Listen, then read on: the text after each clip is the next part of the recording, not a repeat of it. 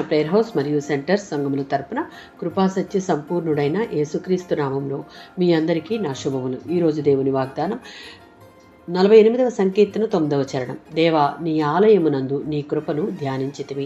దేవుని కృప అంటే అనుగ్రహం. ఈ శ్రేష్టమైన విషయాన్ని మన ధ్యానంలో ముఖ్యమైన అంశంగా చేసుకోవాలి. ఎందుకు అంటే మన జీవితంలో ప్రతిదీ దేవుడు అనుగ్రహించిన కృప ద్వారానే సాధ్యమైందని మనం గుర్తుంచుకోవాలి. దేవుని కృప మన జీవితాలలో కలిగి ఉండుట అనేది చాలా ప్రాముఖ్యమైనది.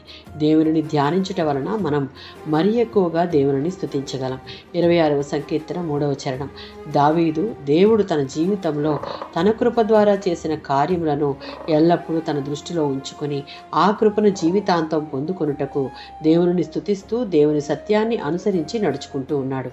63వ సంకీర్తన 3-5 చరణాలలో దావీదు తన మనోనేత్రాలతో దేవుని బల ప్రభావాలను మహిమను చూశాడు. మనం కూడా ఇలానే ఉండాలి.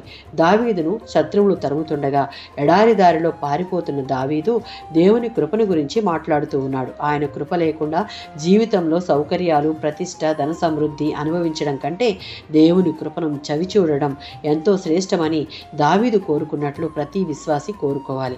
77వ సంకీర్తన 10-12 చరణాలలో దేవుణ్ణి వెతుకుతూ ఉన్నప్పుడు ఆయన తన ప్రజల పట్ల గతంలో చేసిన ఘనకార్యాలను ధ్యానించుకోవాలని కీర్తనకారుడు ఇక్కడ చెప్తూ ఉన్నాడు.